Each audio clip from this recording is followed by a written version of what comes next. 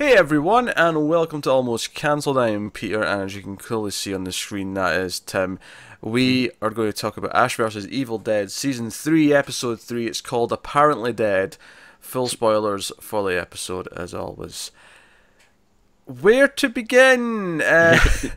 This episode kind of neatly divides into two kind of segments. One's Ash and his daughter, then the other one's Kelly, Pablo, and Dalton going off to find the dagger because they know Ruby's back because she shows up at the church at the funeral for Candy, and you know Ash is like, oh, that's Ruby, she's evil, and it's like and you know his daughter doesn't believe him, Brandy doesn't believe him.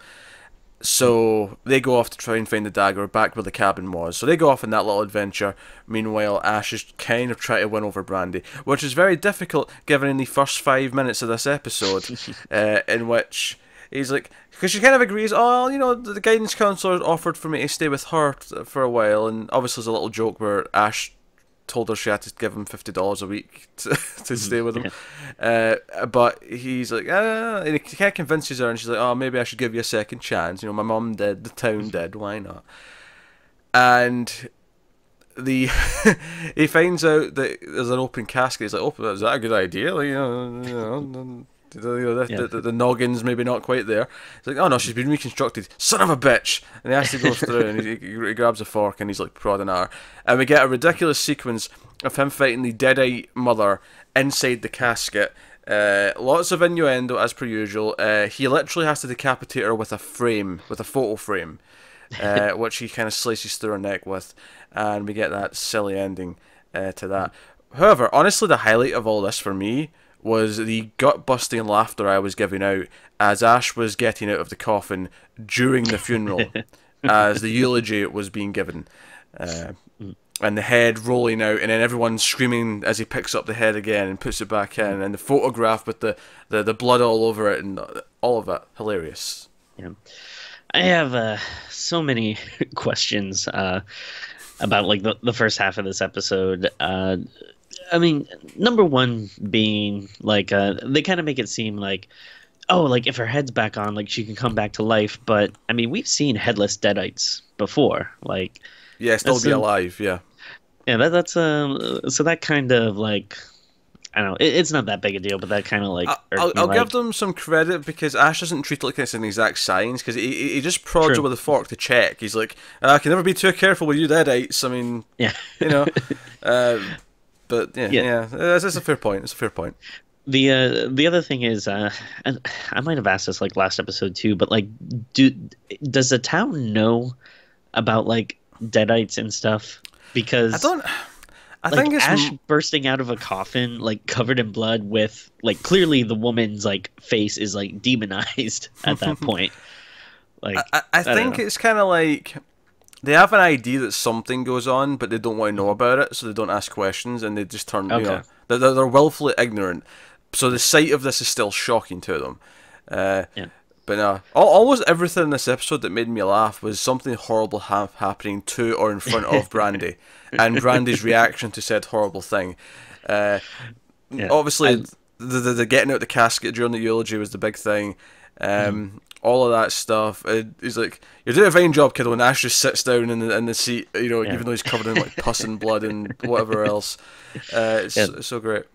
I love that it feels like very sitcom-y, like in the way of like, oh, like, you know, parents are so embarrassing, but it's like, you know, in an Evil Dead way where it's like, in this case, embarrassing is, yeah, like, you know, decapitating your already dead mother. I was laughing so much during the funeral scene. It almost felt like a Curb Your Enthusiasm scene. I can see that. Yeah. It just so happened that Larry David was decapitating the woman instead of just inappropriately, I don't know, like making a comment or something. But it just him standing up there and awkwardly having to kind of like work through it felt like a Larry David Curb Your Enthusiasm scene to me. And in general, I really like the whole like coffin scene, like him just getting like pulled in and then being in this really tight space with a deadite, and especially like I thought it was kind of funny seeing Ash, who's like a notorious like ladies' man hitting on ladies, and then now having this Deadite like hitting on him and stuff, and being like obviously him being like very uncomfortable about it. Especially when her finger went up his butt. That was one particular point of uncomfort I think I noticed. Yeah, that was all great, and obviously later on Ruby's like kind of like, oh, this whole incident makes Brandy go, oh wait, I don't want to live with you anymore. This is crazy. I want to, I want to go live with the counselor. Which is very fair. Oh, it is. I mean, we know what Ash... We know he's innocent. This is the thing. We know this isn't his fault. Like, the Deadite pulled him out of the coffin. None of this is actually on him. But here we are. And so Ruby... She drops her off at the house to pick up her stuff. And I felt very kind of oddly nostalgic as she put a tape into the tape deck. And I was like, oh, man, I've not done that in a long, long time. Hell, people who are just 10 years younger than us, Timmy, will never have done that. That'll be like an alien past technology to them. That's crazy. But Ruby goes off and like resurrects someone. We don't get to see who it is at first because it hides the tombstone, and we see the hand come up and all the rest of it. And we see the zombie or whoever it is coming towards the house and go into the shower. And it's not until Ash comes home that we see that it's Ash's dad who's been raised from the dead. For what seems to be a one-episode guest appearance, given where it ends up later on. Yeah, I just love this whole sequence in general. Like, again, like one of the things I just think is so great about the show is the balance of, it does a lot of great humor stuff with, a lot of like over-the-top gory stuff. But then I think there's like legitimate good like horror elements to it. Like this, scene I thought was like really well done, where you just see these. The build up to like him in the house and like Brandy walking towards the shower slowly and like the suspense part of it. Yeah. Exactly, like you just see his silhouette in the door frame. You don't know who it is, but you can tell it's like a rotting corpse, and just kind of slowly walking up the stairs, leaving a trail of mud. I was like, oh, like this is fantastic. Yeah, it was bouncing around from different things. It's done that the entire show, but that's a good example of it. Because it goes from that to the comedy of just Ash coming in and like trying to convince her, hey, he's supposed to be dead. His head got crushed like a watermelon. And she's like, and it's a miracle he survived. He didn't survive, Brandy. He's dead. He's back from the dead. He's evil. He's an evil Deadite. I love that they're bonding by making fun of Ash, like watching his tape and just clowning on him. Makes complete sense. Makes complete sense. And I wonder if there's a little bit of foreshadowing when she put on the Ash's old, super smart top. Was that good point. Yeah, a little bit of foreshadowing that she's going to become Ash somehow. Oh, I really want to get I don't know if you ever look at Fright Rags, but they do great like horror T-shirts, and they just released an Army of Darkness line, and they have a really good S-Mart T-shirt that I want to get. So they obviously end up fighting. There's a bit of away from her, there's some banter, and then it becomes this almost cartoon comical thing where upon trying to hit Ash with a can of whatever it was, peaches or something, like I don't know. Pork and beans or something. Yeah, whatever. It was a can of something. And he throws it at Ash and ends up hitting Brandy in the forehead and knocks her down, which was very comically funny. And then as they're fighting, they end up kicking her in the back of the head again as they're fighting each other. So she's knocked out again. So it's becoming a bit of a running joke. Ash gets his chainsaw, the fight's happening, and basically just chainsaws his Deadite dad to death. But the beauty of this scene is that Brandy's standing behind. She sort of stumbles out just as this is happening, and then gets absolutely drenched in blood. And I mean, like, it's thick, it's pouring from her. Yeah. And it's like, I know I'm on Ash's side here. I know he's in the right. I know the circumstances. I know all the context. I know he is completely justified in what he's doing.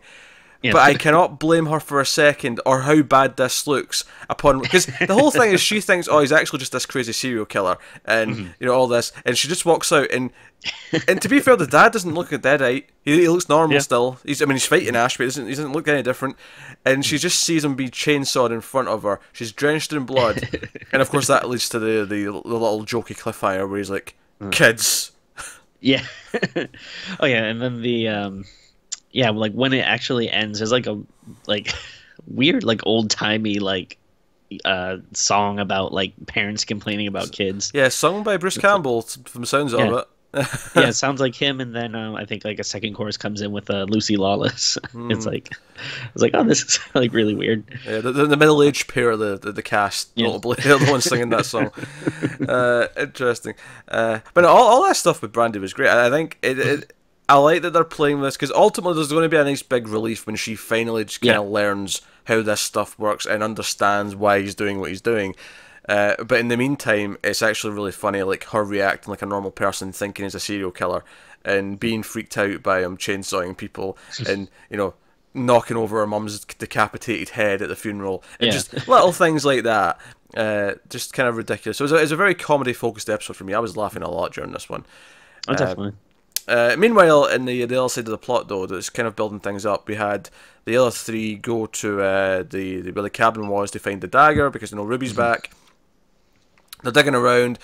Pablo sees the naked woman in his vision a couple of times. Once in the church, once out in the forest. Here's what I like, though. When they find the dagger and then we get the Evil Dead camera, the coming through the woods thing.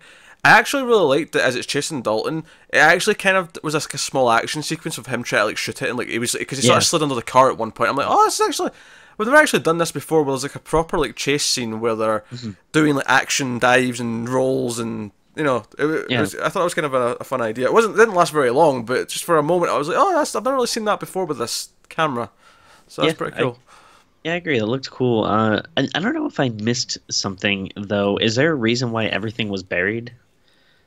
Like, did I don't know if I forgot something. I remember in season 2 finale, the cabins all get sucked into the. Oh, okay. Well, hell, I think, but I mean, debatably, everything should just be in hell. There should be nothing left, right. But no, everything's just in the ground. It's fine. Okay, yeah, that's fair then. And it's funny. During this sequence, I was actually before like the evil started coming, I was kind of thinking of Dalton, and I was like, I'm kind of interested in this guy, but I also I feel like he's definitely not going to be around for very long. Yeah, it's like he's not terrible, but he is a bit bland. But fun enough, so he actually does get killed. So Kelly finds him impaled in a tree. It was like 15 seconds later after thinking that, I was like, okay, yeah, he's really not going to be around for very long. And he's all like, oh, it was Pablo, he did this. And I'm like, okay, we can down this route where she might actually suspect Pablo's like overtaken by something evil. It turns out to be a deadite though, which I think brings into question like how much you can trust what he just said. Of course, yeah. Because he's a deadite. I did actually really like though that when he gets off the tree and he's coming after her, I actually love that the Pablo save is in the form of the truck just flying into frame and hitting him, and no one else with the ghost beaters as he yells out. So that was good fun. Obviously, we kind of end there. Kelly's got the dagger, but when she goes up to the truck to see, like, Pablo's missing, as is Dalton. So we're still out in the woods with them. I did like that Kelly made a meta joke when she arrived, where she's like, somehow this goddamn evil keeps bringing us back to this cabin, even when it's not here. I like that joke because. As much as I had fun going back to the cabin again in season 2, I did kind of like, well, that's now 2 seasons in a row we went back to the cabin at the end of the season. They have to not do this next year. And well, we have kind of came back to the same location. The cabin's not there, and since we're doing it just now, I've got a good feeling that we won't be doing it at the end of the season for the finale again. Yeah, and I think it's nice to take like a little detour here early on in the season, but yeah, definitely, you don't need the finale to be there again. We've done it twice now. We don't have to do it again, so. That was a loud bang.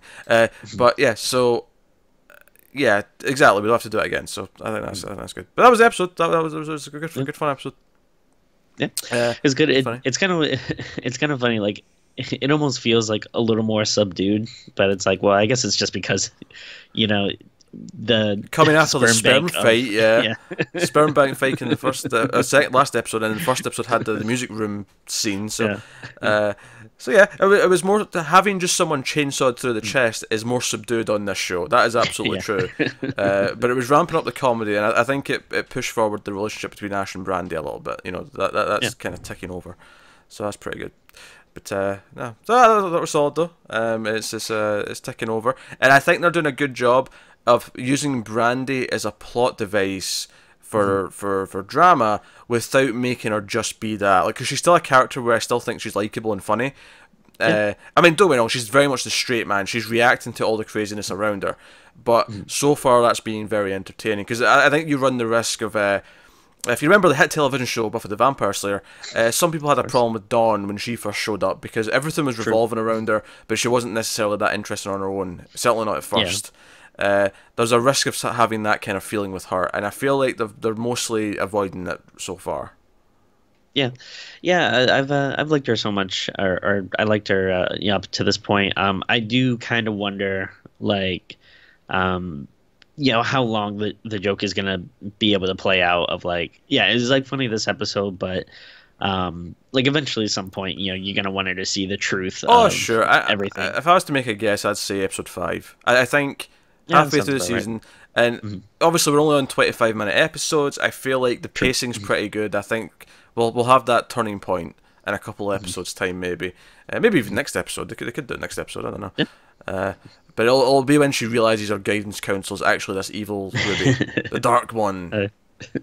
So yeah, no, solid, funny episode. Honestly, it may be the funniest episode of the season. It may not have been the most impressive in terms of ridiculous sequences, but it made me laugh the most. Yeah. So yeah, and I think it's hard with the show where like I feel like the whole coffin sequence was really well done, and like I thought it was cool when she puts a picture frame in front of her face and like sticks her tongue out. I was like, oh, this is like a gross, creepy thing. But it's hard to like come back from like the first 2 episodes that had these really big like over the top sequences. And then it's just a case of, we talked about how it has the scary stuff, it has the gory stuff, it has the silly stuff, and it has the comedy. And I think some episodes are just going to veer a little bit more to one or the other, out of that batch. And this one veered a bit more of the comedy, but it did have a little bit of everything else too. So, and that's okay. So. And I guess I was watching the little like 2-3 minute behind the scenes thing they do at the end of the episode. I guess when Ash is fighting the reanimated Candy, originally her jaw was not supposed to come off, but I guess that was like a mistake. Like when Ash is kind of like tussling with her, I guess like the prosthetics or whatever like fell off, and they kind of just kept it in. All right. So did they have to like do some CG afterwards to like make it look better, or did it just look that good when it came off? Because it looked pretty good. Like, yeah, they didn't mention it, but I mean, maybe if I would imagine touched up a little. Yeah, I'd imagine if the prosthetic came off, it would leave like some blank skin and like where the makeup would be covering. Yeah. So I'd have to imagine they probably had to go in and like just put some blood and red on top just to. Yeah, that would sound about make it right. work. But that's great. That's quite funny though. No, that's cool. We'll leave that and then we'll just touch it up in CG to make it look a bit better. That's cool. There you go. So that's Ash vs Evil Dead episode 3. Let us know what you think of it in the comments. Like, subscribe, all the usual stuff. Get us on the Twitters at mail_fuzz for channel updates. If you want to support the show and the channel, head over to patreon.com/mailfuzztv. You can get a link in the description to that. But otherwise, that is us. So thank you once again for watching. We'll see you next time. Keep watching TV, guys. Have you got any vanilla?